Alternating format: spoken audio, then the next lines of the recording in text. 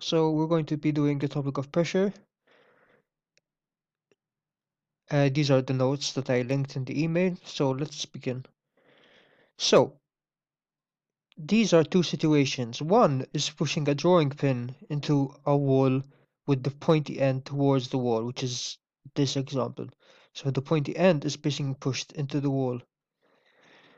Now, in the second example, pushing a drawing pin into a wall, pointy end towards your thumb. So the pointy end is pointing towards your thumb. Now, in the first example, the surface area acting on the thumb, which is the top of the pin, has a large surface area. So the force is spread out amongst this surface area. Now, the pressure is smaller because the surface area of the pin is larger in the first example. In the second diagram, however, the force is concentrated on a small area, so the pressure is much larger, so we can see that if a force is applied over a smaller surface area, you get a larger pressure. So the smaller the surface area, the larger pressure you will have. Now, why can you push a pin into a piece of wood but cannot push your finger into the wood, even if you use a larger force? Another question is there a difference between a sharp knife and a blunt knife? Differences in each case is the area. If you look at a sharp knife, at the bottom of a sharp knife, you can see that the surface area is very small. That's what makes the knife sharp. Now, a blunt knife, which is a knife that isn't sharp, has a larger surface area because it's not as sharp as the sharp knife. Now,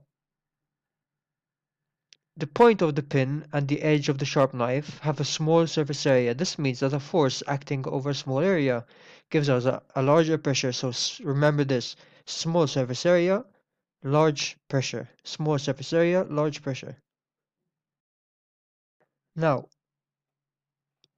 this is very important. This is the formula for how to calculate pressure. Pressure equals the force divided by the area. And the unit of pressure is Pascal or Newton per meter squared. Now, we have some examples here. A man weighing 900 newtons stands on 1 foot of area 0.005 meters squared. So he's standing on 1 foot with an area of 0.005 meters squared. What is the pressure exerted on the ground?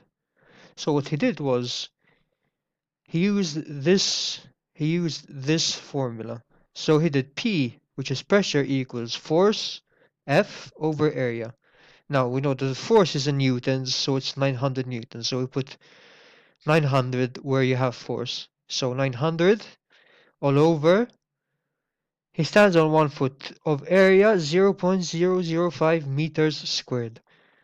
So the area is 0.005 meters squared. So you put this at the bottom of the formula. So 900 division by 0.005 is 180,000 pascals. Now, in the second example, a girl weighing 200 newtons. So in the first example, the man was weighing 900 newtons.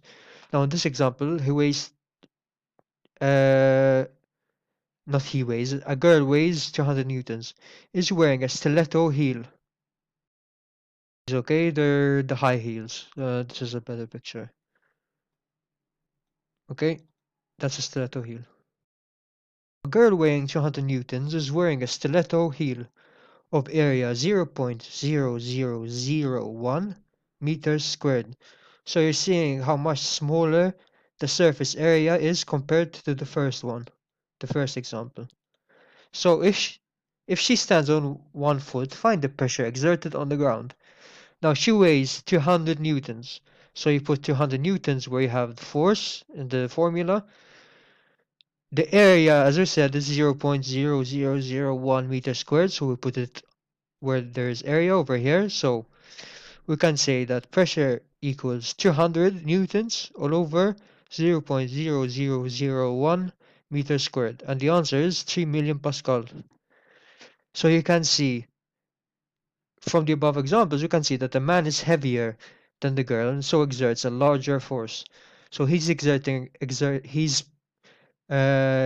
a force of 900 newtons, while she is giving a force of 200 newtons. But the girl's heels exerts a larger pressure because it has a smaller surface area. So we can see this one is 3 million pascals with the stiletto heel, and this is 180,000 pascals with just a normal shoe. Although the man is heavier and exerts a larger force, the girl's heel exerts a larger pressure because it has a smaller area. To start pressure in liquids. Now, when it comes to pressure in liquids, there are three rules, and we're going to go through them bit by bit.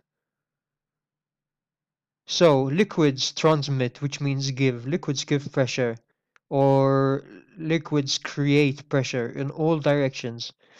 So, to prove this, don't actually do this, but if you get a balloon and you fill it with water, and you poke holes, if you poke holes at the top,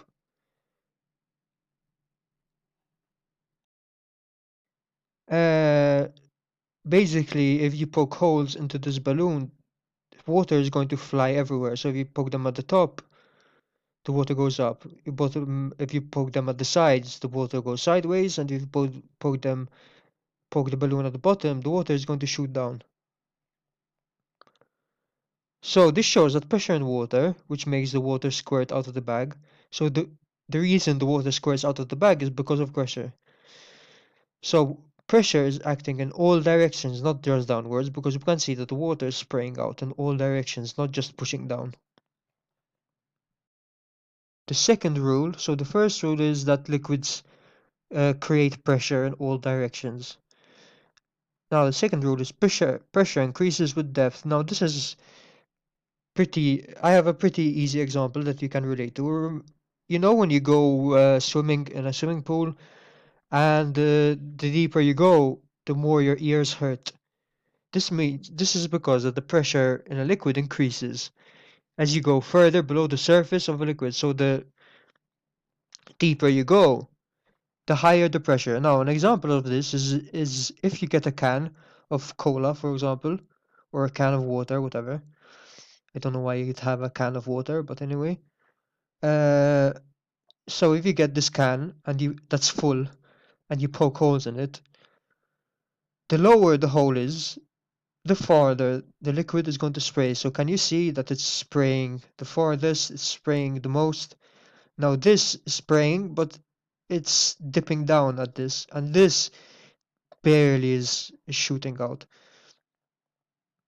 So where does the water come out the fastest? The bottom hole, it comes out the fastest. Where is the greatest pressure? At the top or the bottom hole? Well, it's at the top because as you can see, it's much faster, it's shooting out much faster than the one at the top. So this means that pressure increases with depth, like we said. You can calculate the pressure of a liquid by using this formula. So pressure equals density times gravity times depth. So P equals density times gravity times depth, because this symbol, I forgot what it's called, but it looks like a P, which refers to density. You have the G, which refers to gravity, and you have H, which is the depth. The third rule is that pressure is transmitted through liquids. Now this will be explained later on. You can't squash liquids. We can say that they're incompressible, so you can't squash them. Like you can do air. To illustrate this, if you get a syringe and you put water in it, and you put your finger on the bottom part of the syringe where the water comes out, and you press the syringe, nothing happens. But if you do that with air, it can be compressed. So we can say that water is incompressible. This will be explained later on. Now we're going to talk about upthrust. Now the explanation is a bit complicated. So what you need to know about upthrust, the most important thing is that the force pushing you upwards is called the upthrust. So when you're when you go swim, for example, you feel lighter. That's because there's let me explain slowly. When you walk into the ocean, like on a sandy beach, and you're walking to the water, uh, you will feel slowly and slowly, you'll feel lighter and lighter as you get deeper. This is because the pressure in a liquid increases the deeper you go with depth. This means that the pressure on the bottom of an object, which is the person, is greater than on the top, so there is a resultant force upwards. So the pressure at the bottom is pushing you upwards. That's why you feel lighter. Now this is about density. I'm not going to get into that. Actually, I will just for a few seconds. So if an object has the same density as the liquid, then it will stay in the middle, neither sinking nor floating upwards. So I don't know why he's talking about density here, but it's related to floating. So we can say that if the density of the object is greater than that of the liquid, it will sink. If it is less than that of the object, it will float. Now, don't worry too much about that. I will cover density in another video. Looking at this example, here you have what looks like to be a rock or a potato, I don't really know. So when you put it into water, the upthrust pushes upwards and it marks a reading of how much force is being applied. So this explains how a hydraulic machine works. So you have one syringe which is narrow and with a small surface area, and you have another which is larger with a larger surface area.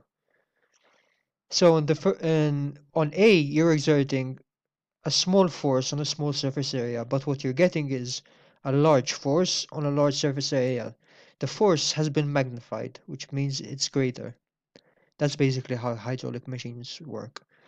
Now, hydraulic disc brakes um, prove that pressure is transmitted throughout the liquid and in all directions. So this is used in a car when we hit the brake. So when we press the brake, what's happening is it's creating in this tube there's water, okay, or liquid. So you're pressing the brake, this piston is pushing inwards, which creates more pressure on the liquid. Now this pressure is exerted everywhere in the liquid, so this pressure is going everywhere in the liquid. Now this pressure is being applied uh, on this disc, on the large disc, which stops it from moving, and then eventually the wheels stop. You can remember in the hydraulic example, you have a small surface area with a small force, which is being turned into a large force and a large surface area. And the same is happening here. So the master piston, which is the smaller piston attached to the brake, is smaller than the larger pistons over here. So a small surface area is being converted into a large surface area, which means a larger amount of force. So therefore the force is increased by the larger area of the pistons. So we're going to move on to, don't worry about the hydraulic system, that's complicated. It is a complicated subject, so don't worry about that. If you need more help with hydraulics, just tell me and I'll make a separate video because it is quite complicated. Now we have atmospheric pressure. So just as water exerts a pressure on anything below it, air exerts pressure on us. So Earth, sorry, not Earth, the air around us is exerting pressure on us. So most empty things have air in them. So an empty bottle. So imagine, I'm sure you've done this before. If you get a bottle, a normal empty bottle, um, it has air in it. So the atmospheric pressure inside is equal to the atmospheric pressure outside. So the air inside is equal atmospheric pressure inside the bottle is equal to the atmospheric pressure outside the bottle. So the pressure is the same, so nothing happens to the bottle. My time is going to run out, so I'm going to create another video. Okay, I will continue soon.